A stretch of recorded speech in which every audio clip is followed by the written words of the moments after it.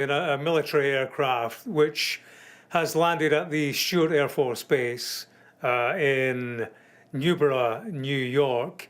They're both on board, Nicolas Maduro and his wife. He is due, we understand, to be transferred by helicopter towards New York City, where we understand he will be taken to the MDC, the Metropolitan Detention Center in Brooklyn. That's where people who are appearing on federal charges tend to be taken initially. So he will be housed in the company of the common criminal in New York City, awaiting the legal process. He will be processed as somebody who's under indictment initially, of course, and we expect an arraignment at some point. That should happen fairly quickly. Typically it does, but we're looking, we understand, at possibly Monday for that, if not indeed sooner. Things still to be exactly pinned down. You see a number of individuals going on board that aircraft, Gillian.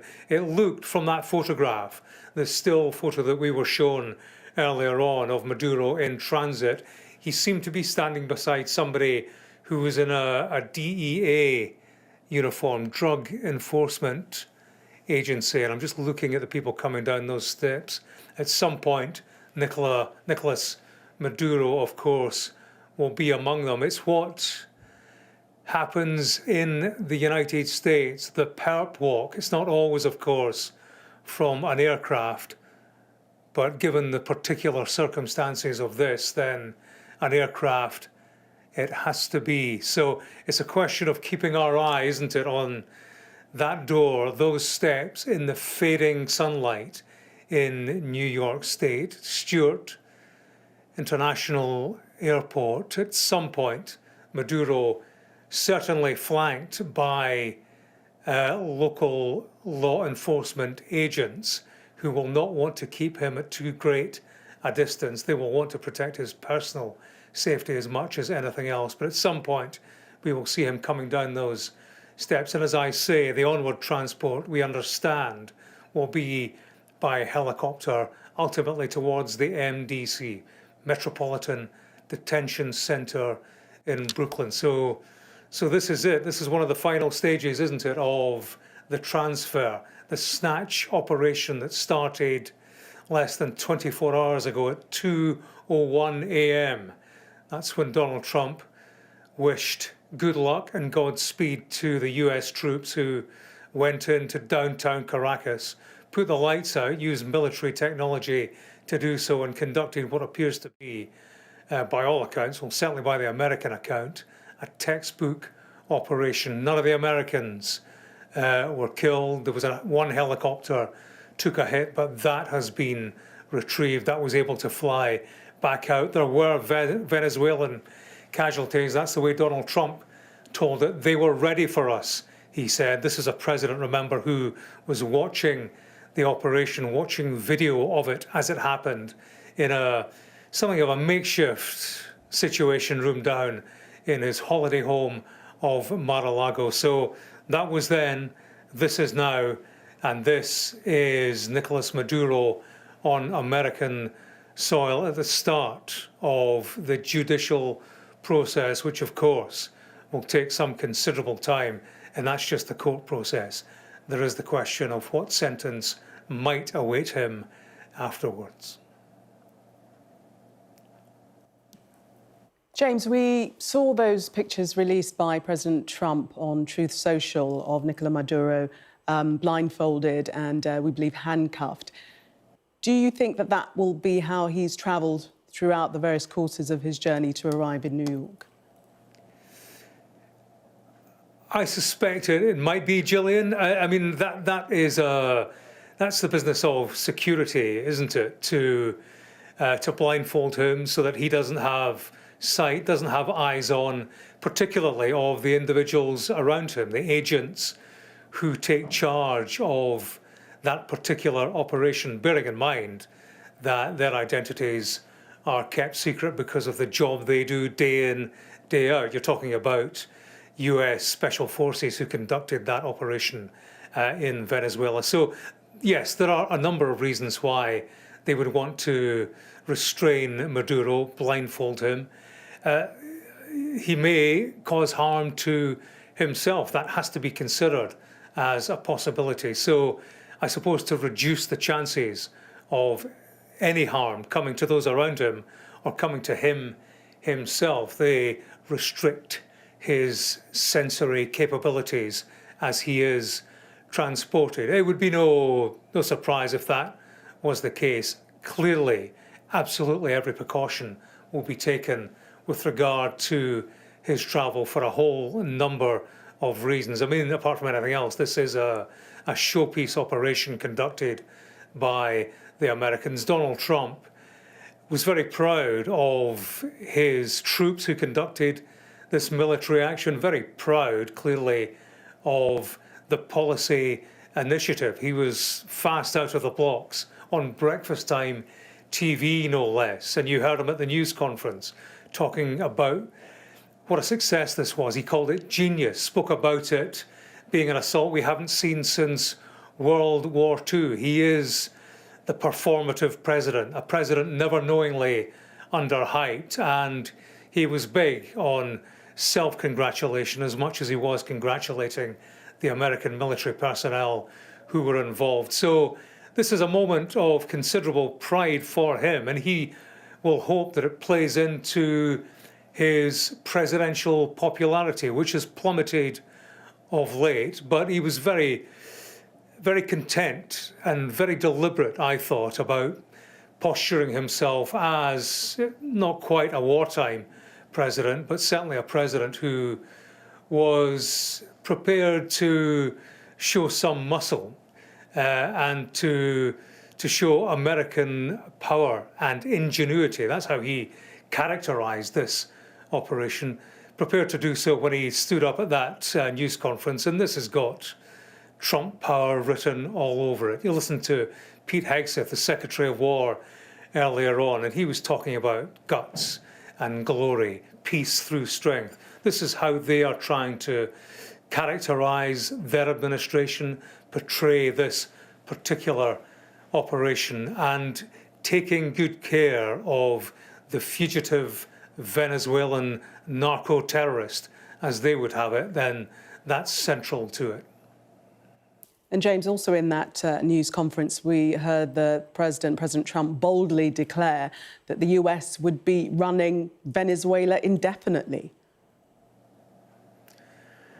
Yes, boldly. You're absolutely right. That is a bold assertion that that will happen, and that can happen with a degree of control. But, I mean, we are surrounded by the voices of caution, are we not? The United Nations Secretary General, Antonio Guterres, he's talking about his alarm, a deep concern that international law has been breached. The Democrats on Capitol Hill, they've issued a statement, and they're strongly condemning President Trump. They're calling this a plan to occupy Venezuela. That's how they're framing it. And I'll just read you some of this statement, which is signed off by Chuck Schumer, leader of the Democrats in the Senate. He says, Gillian, having lied to Congress and misled the American people about his goals while spending months preparing to capture Maduro, the administration has to come clean with Congress and our nation about its real plans in Venezuela. He's referring there, of course, to Donald Trump talking about the drugs trade perpetrated by Venezuela, and drugs from there finding their way into the United States. As our previous guest said, Gillian, you know, analysts of the illicit trade in drugs in Latin America, they will tell you that it's very much anchored in Colombia, and Venezuela is pretty much a transit point for the likes of cocaine, not fentanyl, incidentally, which is the real scourge in the United States. So I suppose that does then beg the question, if it's worth going in to conduct such an operation to remove the head of state in Venezuela because of drugs, does it follow that Colombia should be a target? Does it follow that other countries not aligned with the Trump administration could be in his sights? Could they conceivably be next on the list? he was asked about that, Julian, wasn't he? At the Mar-a-Lago news conference, somebody said, well, what about Cuba? And Trump's response was that I'm confident, and I'm paraphrasing here, but he said, we'll pretty soon be talking about Cuba. And Marco Rubio, the Secretary of State, he chipped in with his view that Cuba was run by old senile men, and that if he was involved in the government in Cuba, then he would be worried. So, you know, they're not backing away from the notion that we might see a repeat of the past 24 hours somewhere else that Donald Trump isn't happy with. That is something that certainly Trump's opponents see on the agenda. And there are people in the MAGA movement, of course, who are similarly unhappy. People like Marjorie Taylor Greene, who has been active on social media, once more complaining about Trump dragging the United States into foreign conflict, something he said he would never do. We're looking at activity, aren't we, Gillian, at the top of that aircraft. I cannot imagine there would be many on the passenger list, and in fact I can guarantee there wouldn't be anybody else on the passenger list other than Maduro and the assorted security that would have travelled with him.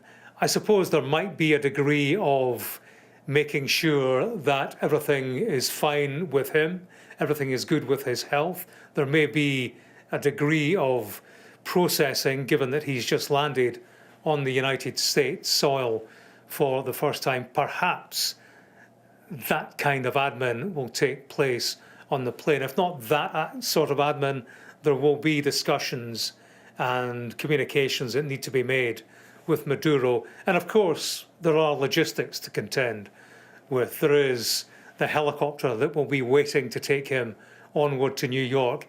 That will be a security risk. There will be huge security surrounding that particular helicopter trip, because you can bet if the media are filming Maduro at Stewart International Airport in New York, if we have knowledge of where he is right now, then, you know, it follows that the rest of the world has access to that kind of information. They know where Maduro is, they know where he's going, and that creates a degree of risk that requires, of course, a security operation to be put in place. It will be the case that they are pinning that down on a rolling basis. But I imagine, you know, from that moment at 1 minute past 2 a.m.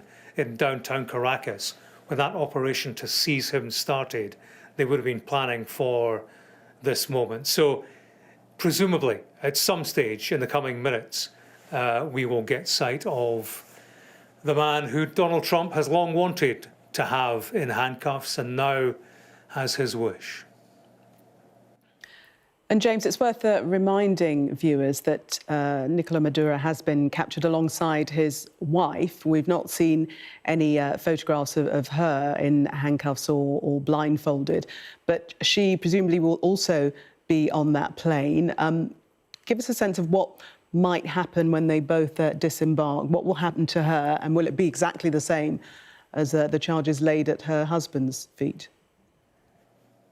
They are both included on this indictment that supersedes an original indictment set of charges that was laid against Nicolas Maduro in 2020. So that's how long drugs enforcement agents have had Maduro in their sights. His wife wasn't on that original indictment, so essentially this new paperwork has been drawn up to include her name and to include her alleged crimes. It's interesting that clearly the process legally here, the typical process is that a grand jury is assembled, the case is brought to them, and it's up to that grand jury, members of the public who are on that grand jury, to say, yep, we believe there is a case to bring charges against these individuals. So that would be the typical process. I imagine that has happened in this instance. They wouldn't want to mess about with subverting due process, because that would cause them legal difficulty clearly further down the line. So It's interesting, Gillian, you know, this high drama, this military operation that has played out on our screens over the past nearly 24 hours, it does all get reduced to the mechanics, the grinding mechanics of a justice system. And I suppose we are witnessing that right here. Travel by plane, a perp walk. I would expect to see that at some stage, if not down the steps of that plane, perhaps tomorrow, perhaps the next day, when Maduro and his wife, assuming they appear together, are taken towards the court facility in Manhattan. But yeah, it will be that process, a very slow, deliberate process of getting them through the justice system. I was intrigued at the tweet earlier on today by Pam Bondi, the Attorney General. Now, this is the prosecutor-in-chief of two people who've been arrested, of course, and remember, are innocent until proven guilty. The way Pam Bondi framed it in her social media post, she said the two of them will face the wrath of the justice system. An interesting use of language, I thought, because it had the whiff of vengeance about it, not, you know, I suppose one is allowed a degree of satisfaction at the arrest, but for a prosecutor to essentially try the case on Twitter, and that's very much what it smacked of, you can bet a defence lawyer would look at that and say, well, look, how do you expect a jury to give these people a fair trial when they are reading words like wrath and essentially being told by the top cop in the country that these people are guilty? So that would be something further down the line. You know, she may get caught out by her social media bravado. We'll see in due course. Right now, it's a question of mechanics, the mechanics of getting Maduro from that plane into a helicopter and onward to the Metropolitan Detention Center in Brooklyn, a facility that houses male and female inmates. No indication at this stage whether or not they will end up in the same place, Gillian, but certainly wouldn't be they wouldn't be kept close together as accused members on this indictment for that reason alone, because they are co-accused. They would be kept apart, kept separate for questioning and so on. Many commentators saying that this is all about regime change and also Venezuela's oil reserves. Donald Trump said that the US oil companies will spend billions needed to restore Venezuela's crude output. Is this the crux of the entire operation, the oil, as many commentators are saying? It's certainly central to it, Gillian, and we got a keen sense of that during that news conference when Donald Trump turned to that theme repeatedly, the money that would be made by American companies involved in the oil business now in Venezuela. He was keen to stress that Venezuelans themselves would be taken care of, and he included Venezuelans who had exiled themselves to the United States in that. But, you know, he was asked, for example, about China and Russia. His answer to that was, we're in the oil business. We'll be selling oil at much larger doses to other countries. He spoke about the infrastructure having been run down by the Maduro regime. We're going to take a lot of money out, he said, you know, following the rebuilding of the infrastructure in the oil industry. And it is the case that American companies, Gillian, historically have done much work in Venezuela, taken much money out of its oil industry. But of course that changed in time.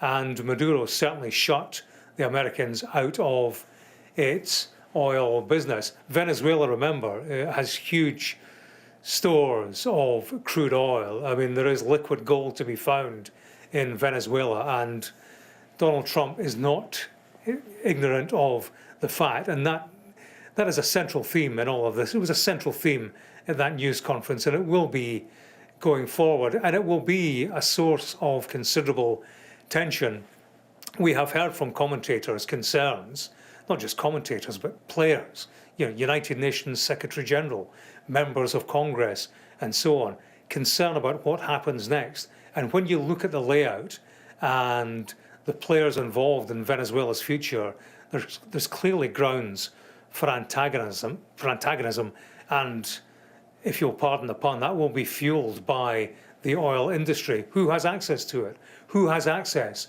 now to the oil riches? When America says it's going to run the country, what does that mean? Does that mean it will run the country in perpetuity? Will it have access to the oil industry as the people who run the country, as some kind of sovereign leader?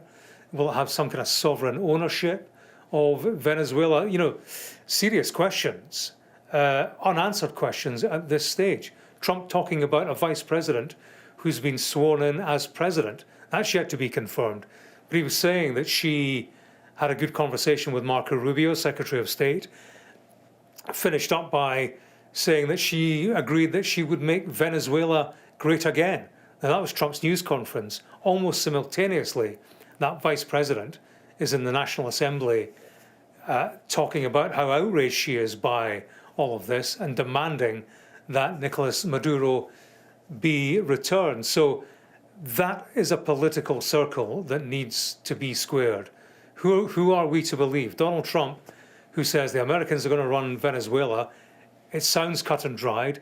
It was made to sound very straightforward and straight-lined, and yet you listen to the noises coming out of Venezuela, and it sounds like something absolutely different. One of the key players that we have read much about, of course, is Machado, the opposition leader, much celebrated, Nobel Peace Prize winner in recent months, and lauded by the Trump administration as almost an heir apparent. On the very day that Maduro is snatched, Donald Trump was asked about Machado. What about her as somebody to run this country?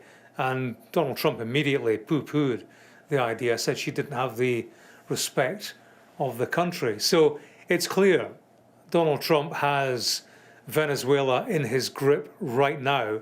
The question remains, how strong is that grip, and how long-lasting can it be realistically? How long can the United States have any sort of control, if control is actually what they have? All sorts of uncertainty. Looking from the outside, there does still seem to be a power vacuum, and there is a search for certainties about what happens next in Venezuela. We didn't get that from Donald Trump today. I think day one of this operation clearly went very well.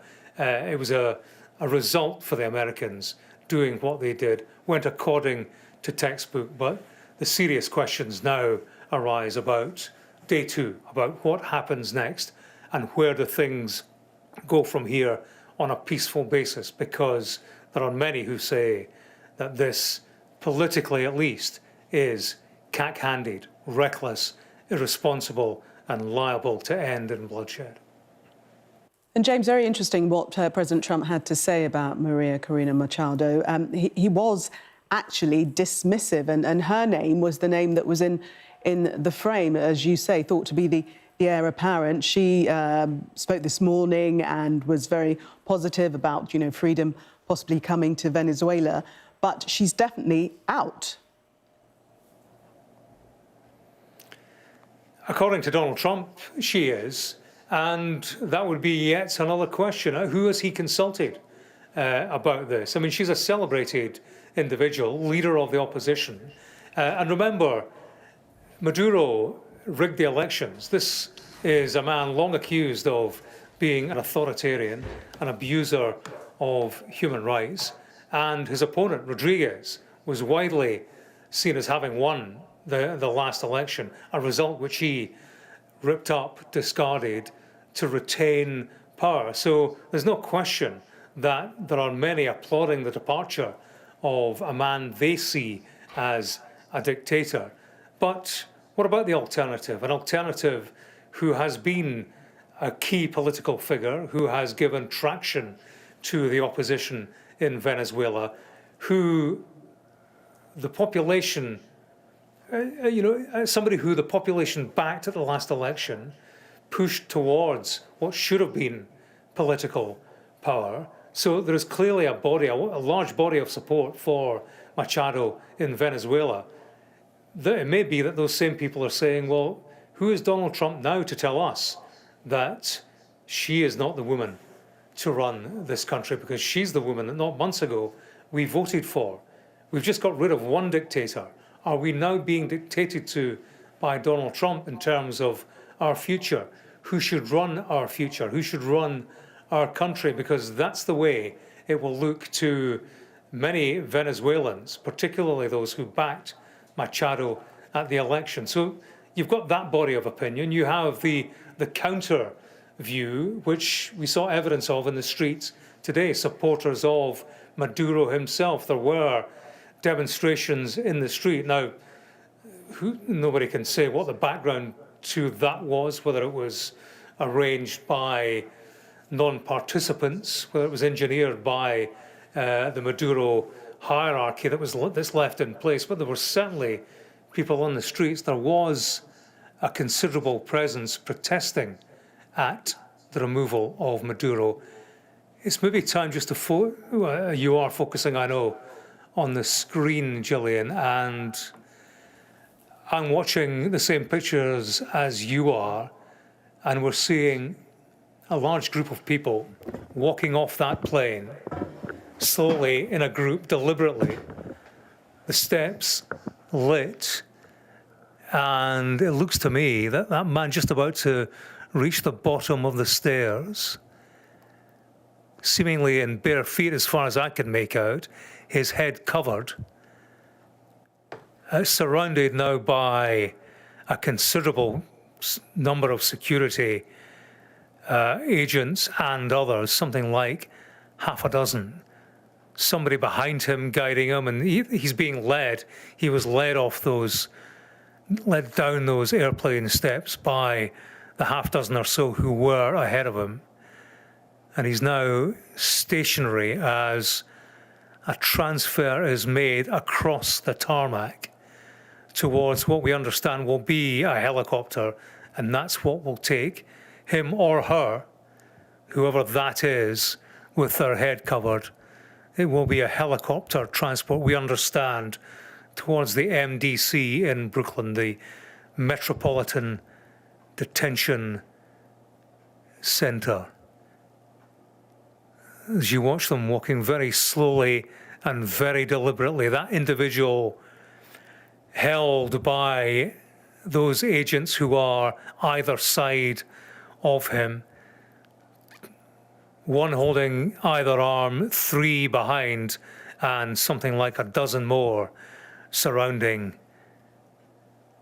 with people, 10 yards in front, clearing a path, clearly. And there will be security in all of this, getting close to the person who is accused, being filmed there by what look like drug enforcement agents. You can see two individuals with DEA on their backs filming, it looks to me, with iPhones. So presumably in due course we get the pictures of that as he or she disappear behind the building. We're getting pictures again of them heading towards a building. That's what it looks like. Slowly, deliberately. Their hands look from here as if they are handcuffed. The way his legs are moving, it would appear to be that his or her legs, are chained also. Quite tall, taller than the agents by his side, and he's being taken in there to a building at Stewart International Airport. As I say, the plan from here on in is to transport him, Nicolas Maduro, president of Venezuela. The plan is to take him to the Metropolitan Detention Center. That looks to me like a hangar he's been taken into. And you can tell the security agents are relatively relaxed now that they have him inside, standing, watching him. There's military, armed members of the military, clearly drug enforcement agents, and local law enforcement, I would imagine. It's interesting that Donald Trump, in his initial tweet, when he posted about this during the night, he was keen to stress that law enforcement had played a part in the seizure of Nicolas Maduro. That's important because that's in keeping with an arrest that would be made for drugs offences. That's why that has been stressed over the course of today, that this has been a law enforcement matter. And that's why there will be agents from a number of agencies who are involved in that operation. That operation which we see there surrounds Nicolas Maduro. If we can assume that that is Maduro, bear in mind that he has been transported in the company of his wife, who was also arrested. But we've only seen one individual coming off that plane, and it would be a fair assumption that they would want Nicolas Maduro to be first off. And while we see the slow walk down, very cagey, great care being taken over the departure or the exit from that plane. It's an individual in handcuffs, very possibly chains around his ankles as well, which would create the difficulty in getting down the stairs. That is why nobody's hurrying this process. They do not want an injured accused being presented in court come Monday morning, if that is when this all takes place. So that individual, having come down the steps of the plane, settling now on the tarmac, surrounded by security, their head covered, now begins that walk. And it looked to me around 50 yards to a hangover at Stewart International Airport. A dozen and more security agents in the vicinity, one either side holding his arms, two immediately behind, and a group some 5, 6, 7 yards ahead, clearing a path towards that airport hangar, and two individuals at least filming this process on their iPhone. So an ignominious stage in the career of Nicolas Maduro. Ignominious because he is in the hands of the US authorities, whom he flouted for so many years, thumbed his nose at the Americans.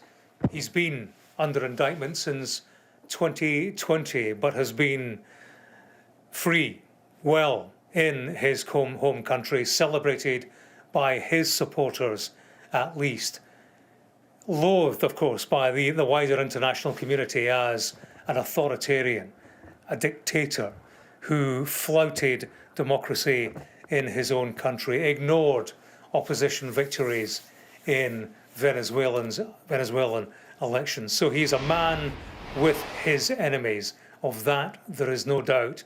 And tonight, he is a man in the hands of his enemies.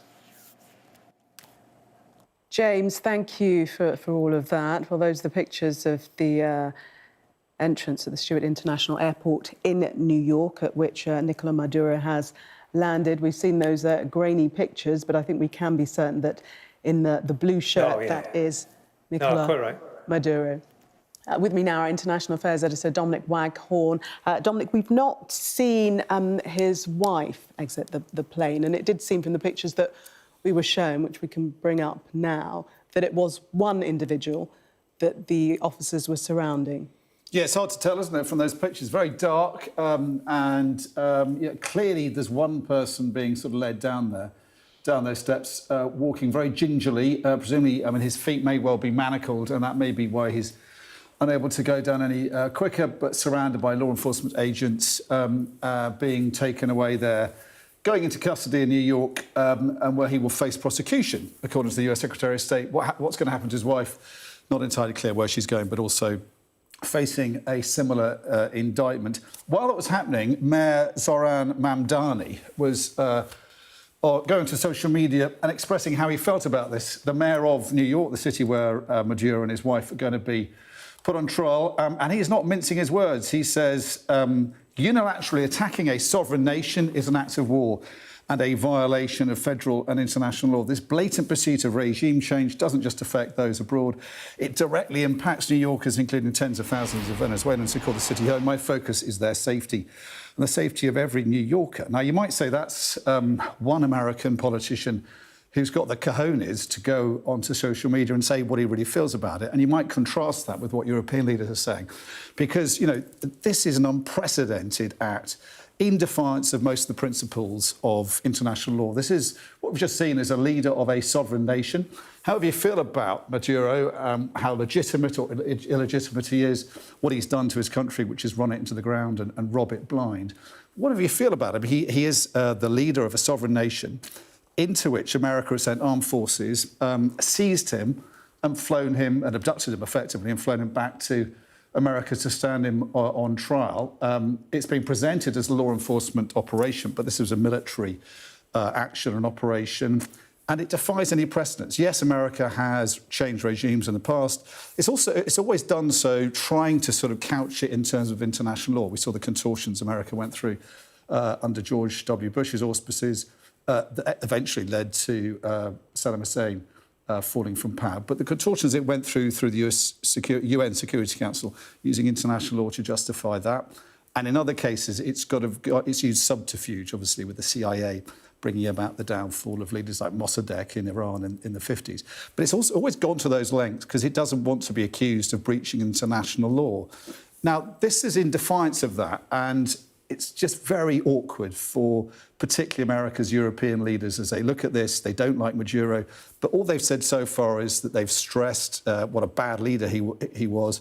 But in terms of what they feel about his removal, they've all said, well, it's too early to say. We're watching it closely. We're concerned about it. We want restraint, you know, in contrast to what Mamdani is saying. And I think, you know, this is going to continue to be awkward for European leaders. And what became fairly clear from Trump during that press conference was the Donroe Doctrine, as he calls it, which is going back to the Monroe Doctrine, which effectively declares all of the Americas as an American sphere of influence, that the US government can really operate how it wants to against any kind of wrongdoing or nefarious behaviour. The sense you get from Trump is that Venezuela is not the first. You know, it could go after other wrong actors. It could go after other practitioners of chronic wrongdoing, be they Mexican cartels, Colombian cocaine producers, possibly even the corrupt regime in Cuba. And I think the fear now is that this sets a new precedent for the American president, who may feel that Venezuela is just the beginning of him clearing out his backyard. And that is going to be, I think, very difficult for European allies to cope with. So it's setting a worrying precedent and I think causing great concern, whatever they're saying in public about it in European capitals. Well, President Trump was saying that it's due to Maduro's illegal activity, and that's why he's been captured, arrested, however he would phrase it, and that gives them the legality to carry out their actions. Yes, he was indicted. He's not recognised as president of Venezuela by many countries. But I think the fear is, and that these fears will be held privately by European leaders, even if they're not publicly voicing them, is that this allows now other leaders to say, well, we don't recognise the leader of, say, Ukraine, as President Putin has done with Zelensky. We believe he's there wrongfully. We're going to indict him and we're going to come after him. And it kind of, I think in the minds of other liberal democratic leaders raises concerns about this possibly validating and endorsing what Putin has done there. Other people have said, Xi Jinping decides that he wants to indict the president of Taiwan and feels that he doesn't recognise the president of Taiwan, which of course he doesn't. It could validate him going in and seizing him as well. So it moves away from the rules-based post-World War II world order. It undermines that, as we've seen Trump do for at least a year and in the first 4 years in his office. And that's, of course, of deep concern to America's European allies. And they're too scared, really, to publicly go out and call him out on this. And I think, that is something that they're going to be grappling with for weeks and months to come as we possibly see President Trump emboldened by what he's done in Venezuela and moving on to other targets across the Americas. Well, we've heard Sir Keir Starmer say that, he's concerned that international law is upheld, and that's paramount. But he will be discussing privately with President Trump the actions that have occurred in Venezuela. The suggestion, as you've just made there, is publicly they will say one thing, but privately, could he admonish President Trump for what has happened? What do we think will happen privately, behind closed doors? Well, it's difficult, isn't it? Because so far, European leaders have chosen to kind of kowtow to President Trump, to see him as an unpredictable maverick leader who's easily angered, who's irascible, and he's someone they don't want to get onto the wrong side of. Now, against that, you have other figures who say he's a bully. And if you give a bully what he wants, he'll only come back for more. And what we're seeing with this European policy is, I think, doubts and question marks over whether it's actually delivering. It has led to Donald Trump meeting Vladimir Putin, apparently welcoming him as a friend, taking sides with Russia in the UN Security Council and various diplomatic moves. And I think there's a growing sort of doubt as to whether that policy is working. And there's growing pressure, I think, on people like Starmer, who, of course, is a human rights lawyer, to now take a firmer line with Donald Trump over what he's doing and call him out on whether he does believe in any kind of rules-based world order or not. And I think the quandary, the dilemma for Western diplomats is, if you do take a different tack, is that going to bring about any more beneficial outcome?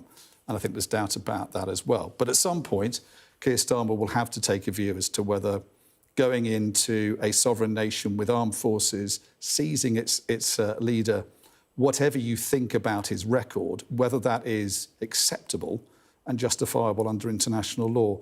I think, Keir Starmer, the international or the human rights lawyer, not the Prime Minister, may have had a different opinion about this compared to certainly what he's said today about it in public so far. We'll just read what he has said. The UK has long supported a transition of power in Venezuela. We regarded Maduro as an illegitimate president, and we shed no tears about the end of his regime. I reiterated my support for international law this morning.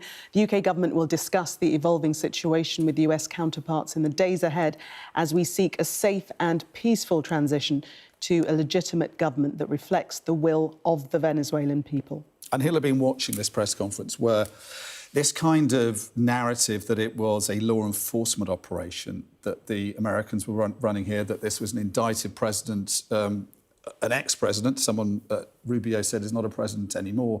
There was an indictment out for him, an arrest warrant, and therefore this was effectively the US Justice Department going into Caracas with a huge amount of American military support, arresting him and taking him back. Now, that narrative was undermined, of course, by Donald Trump, who sounded like it's a lot more about taking Venezuela's oil, which he says Venezuela has taken from America, that's America's by rights, and there's disputes about American oil companies and what they're... what's happened to them under both the Chavez and the Maduro governments, and also saying that America is going to stay there. And I think all of that will cause deep concern, and obviously a lot of question marks about what that means, because there are no American boots on the ground in Venezuela.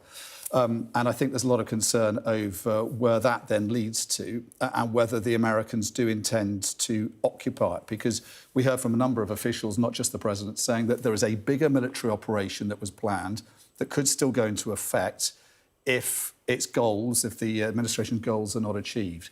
That I think also is going to cause great concern amongst America's allies. What's going to happen next if America doesn't get its way in Venezuela? And of course, what we're hearing from the Vice President, that Donald Trump sounded like he had done a deal with, sounding very defiant in the wake of that press conference, suggests that things are already not going quite in the direction that the Trump administration would like. And therefore is this bigger military operation that they certainly were talking about, is that likely to be put into effect in the coming days? What's the situation with Delcy Rodriguez, the Vice President, who Donald Trump tells us will be the new leader of Venezuela, positioned by him, but she's saying that Maduro is the only legitimate leader of Venezuela, the president, still the president of the country, and demanded proof of life earlier in the day.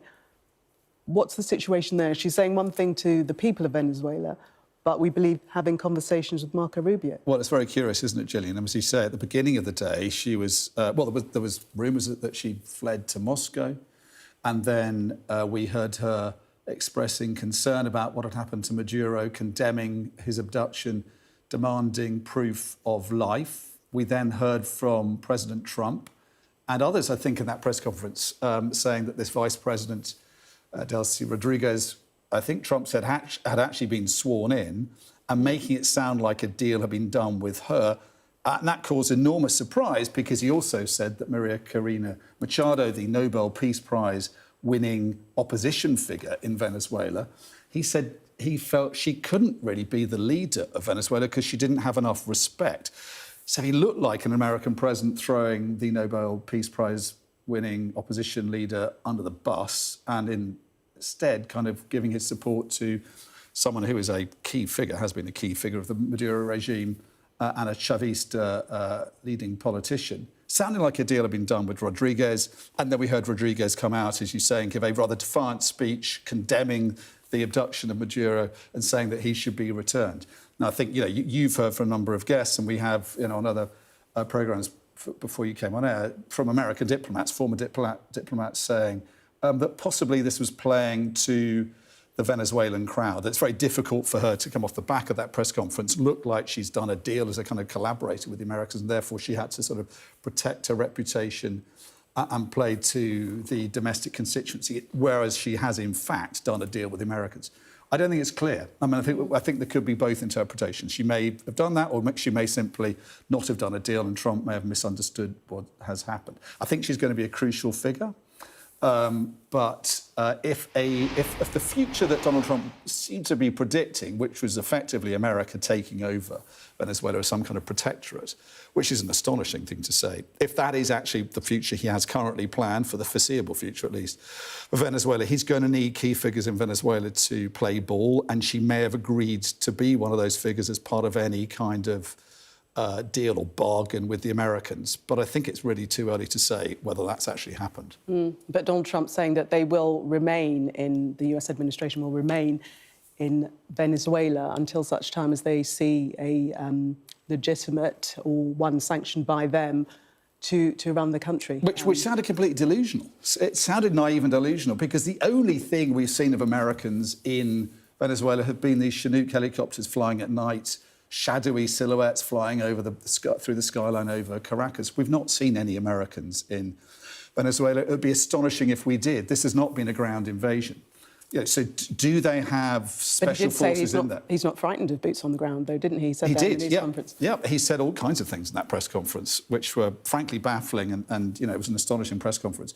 But he certainly implied that there is an American presence. Now, whether that's special forces or advisors working closely with the remnants of the Maduro regime, one thing that is astonishing about this operation, which was clearly an extraordinarily successful and very risky operation that could, had it gone wrong, been disastrous for Trump. But what was astonishing about it was the ease with which the American military seemed to have gone in there and taken Maduro.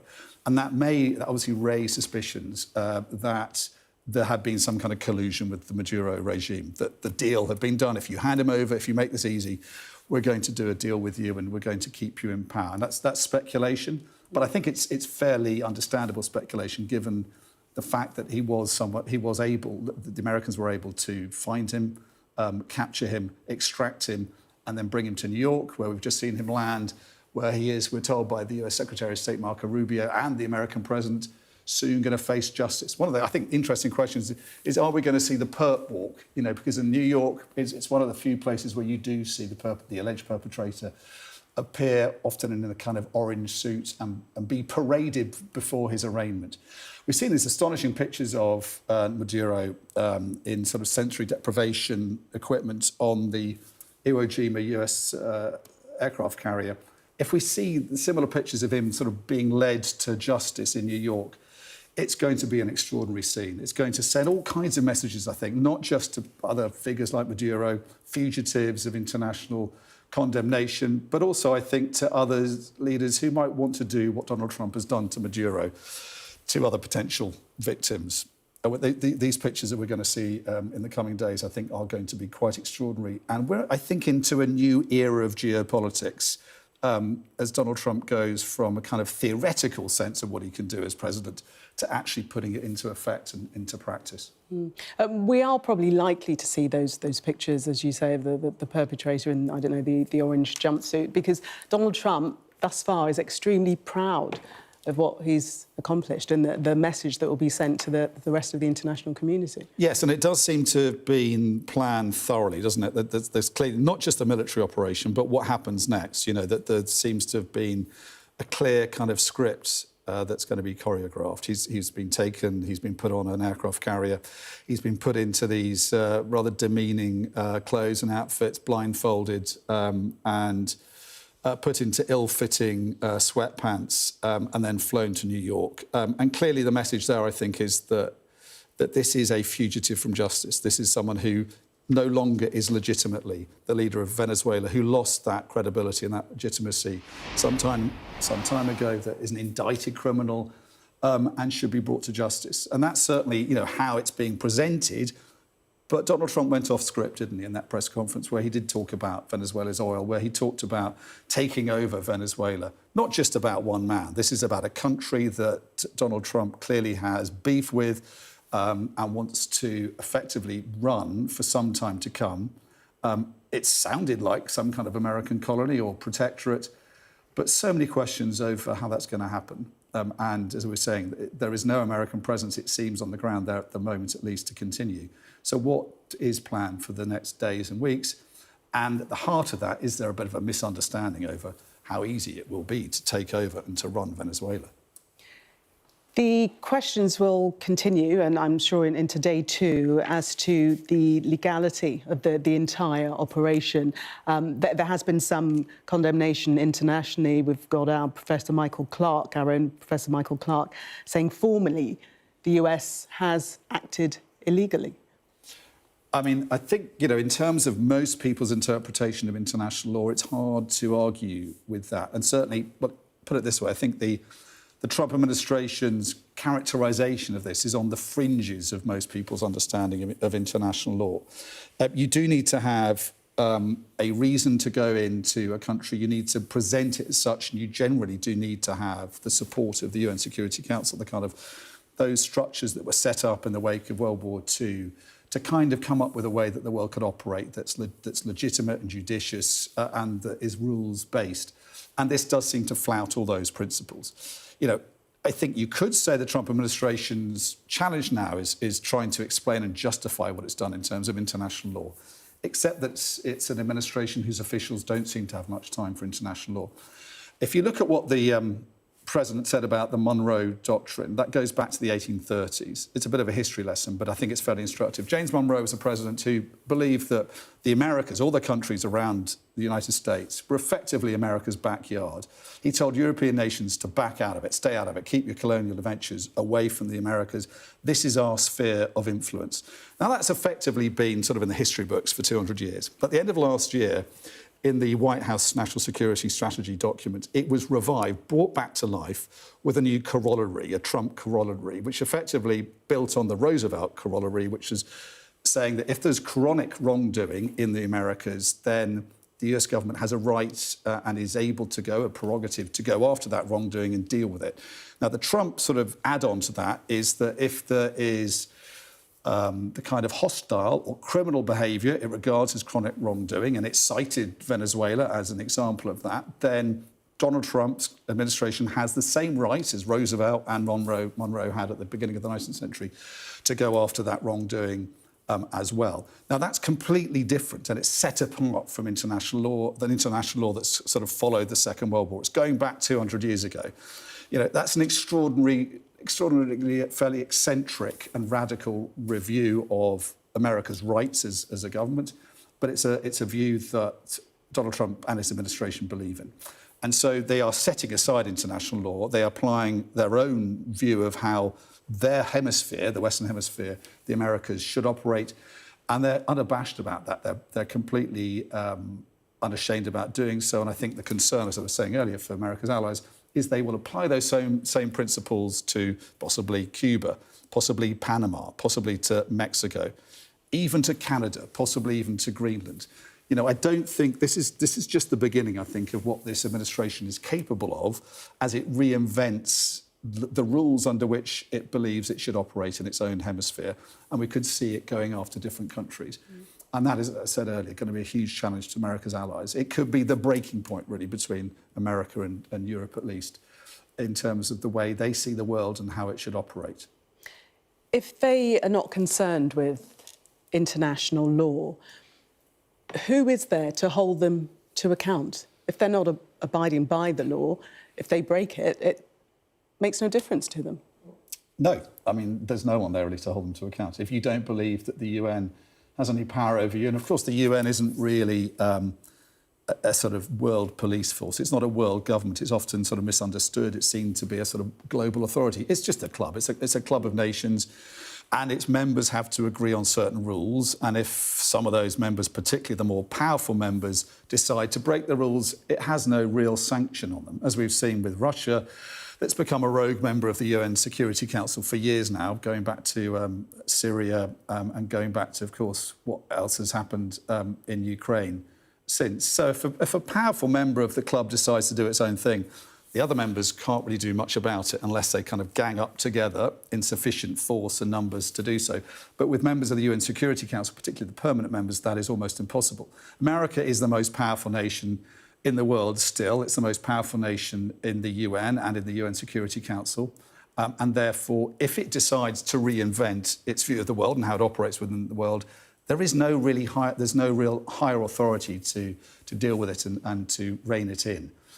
So I think for the next 3 years, if Donald Trump remains president, as seems likely, and it's only ill health that's likely to change that, we're going to be in potentially for a rocky ride if what we've seen in the opening days of 2026 are a sign of what's to come.